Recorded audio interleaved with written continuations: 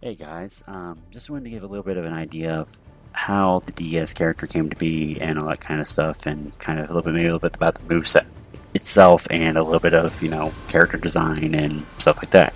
I'm going to go ahead and start with the character design on this. The character was heavily inspired by King as time went on. As progressive, if you look through the footage from earlier in the video, it eventually went from a full bodysuit to a tank top, but also transitioned back to sleeveless full bodysuits and stuff like that over the years, back and forth and stuff like that. Like I said, it was started full bodysuit and then we're at tank top design, but I also go back and forth to the full bodysuit without arms, without sleeves. But that's just a preference choice, and like I said, the attire was like a full red design over the years, black and red, and eventually transitioned to what it is now, which is white and blue, or white and black, or like almost gold variations and stuff like that. Like I said, a lot of that had to do with Kane and inspiration with that and other wrestlers like Test and Undertaker and a little bit of Triple H with some of his ring attires, and a little bit of like Undertaker and stuff, like I said, with some of that stuff. Basically, like the design, like I said, was just, that's basically the idea behind that. The attire is pretty much simple. Like I said, in my own artistic, just poof, something pops in my head, I sketch it up either on computer or I hand draw it, and then boom, the design just comes to life. Similar to how the mask itself came to be. Which, like I said, was heavily inspired by Kane's 2003 mask, but I wanted to make it its own, which is kind of what ended up happening. I made it mostly when I first found out, oh, we can upload photos to 2K15. Oh my god, it was a godsend. And just, that was it with that.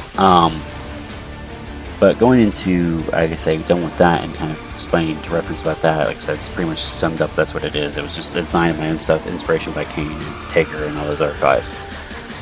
But for the storyline purposes, for the call, storyline purposes is back during their independent starting up days when they were local promotions. JC and D.E.S used to be a tag team.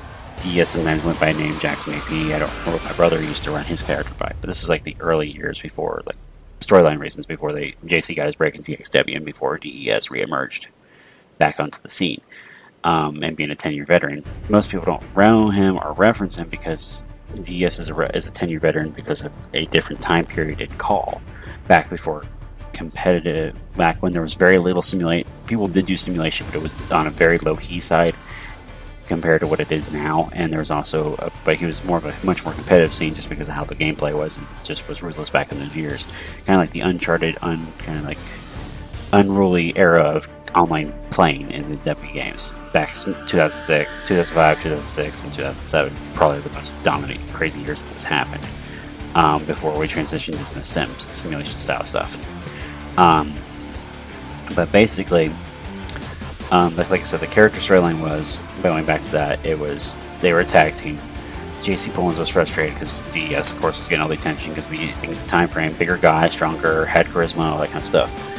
And then JC Pullins, they got angry, and there was a match, and D.E.S got hurt, had a leg injury because the people were working on his leg, doing leg submissions, and eventually, I think they used the chair in the match, if I remember correctly, and injured him a little bit. Well, JC Pullins, out of frustration, finally turned on his brother and used the same steel chair to injure his knee even further, causing implications and smashing it. If you go back to his the Rise of video, I believe, of JC Pullins on Justin's channel, you'll see that. You'll see a clip in there. That is actually D.E.S storyline purposes.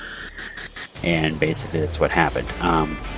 That's basically the idea behind that. And then basically, the main purpose for D.E.S coming back and undergoing the mask was an idea by a promoter to give him a new identity, so nobody and give him a fresh start to get himself back. And that's basically what the idea behind that was, the entire mask. It wasn't because he was burned or ashamed or nothing like that. Far from it. It was just an outfit, an idea, nothing more, nothing less. But I ended up liking the idea, and for the storyline purposes, it worked out great. Now, eventually, let's fast forward up to DPW, the DPW Destiny Pro Wrestling episode, or special, whatever you like to call it. D.E.S showed up after the Chris Andrews, JC Pullins match, after JC got his head kicked into the ring post. Basically, D.E.S came out, implant busted him right on the freaking, steel chair right in the ring. But the thing is, he kind of missed the chair, and instead he hit the leg of the chair, which causes a more severe injury than he even was wanting to cause. But that was nonetheless, JC Pullins got karma coming to him. Basically, for every action, there's a reaction. And that's how JC Pullins was getting attacked by D.E.S, and the reason why D.E.S even came out. Main reason that he injured D.E.S when they were so trying to become breakout stars as a tag team or as single stars. JC Bullins almost ended D.E.S.'s career, hence why D.E.S. came back. D.E.S. is a vengeful character. He is not a monster or a demon or anything like that, far from it. He brings off the aura similar to a mystique that Undertaker Kane does. The main reason is for just intimidation purposes, but in reality, he's not a vengeful psychotic psychopath or demon from Death Valley or anything like that, or a dead guy. He's not. He's just a brother who wanted to get revenge for some past acts that JC done to the injury and from things that happened storyline reasons, mostly because of JC Bullins stole money from the family, and basically the D.E.S. character could do nothing about it at the time, so basically he eventually got the money back and got retribution for all that Justin had done. So JC Bullins basically suffered, got his karma coming to him, and basically that was it. And now D.E.S. runs around. If he gets his hands on JC, he still watches JC Bullins from afar. Think of him as kind of like a part-time kind of special attraction that will come in from time to time, is what D.E.S. is. But he still watches JC Bullins from afar. He has no problem with what he's done now to get where he's at, because it's legit. But if D.E.S. ever sees a situation where JC Bullins does something what he did before, which is really, like, I guess you say almost sinful, I guess you'd say in a sense, D.E.S. will step in if necessary. Not saying that D.E.S. doesn't want a match with JC, because he does, but it's only a matter, it's just more of timing pace for that, when that match actually will happen again. Because the matches happened in 2015, like I said, it was more of a squash, like if you may have seen the videos before, it's actually more of a squash.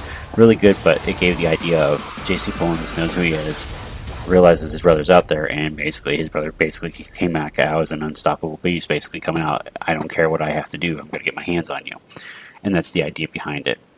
Even though JC Bullins will be snarky and just rude and horrible towards him if they get into a match. It's hilarious, but that's besides the point on that.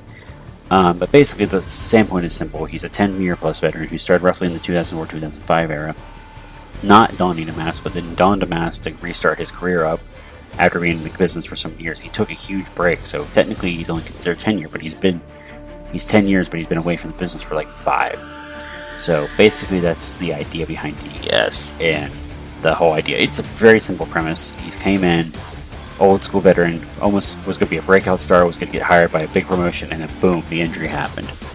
And the assault, and then JC Bullins got the chance instead because he showed that vicious side and that he wanted it, but at the time wanted it more than his brother. So JC got the push and got everything, even though the crap he did, which worked good because he was able to come in and turn his heel before his DXW days where they turned him face. So that's basically the idea behind that. But let's go away from the storyline purposes and we'll go over to the moveset. The moveset itself was...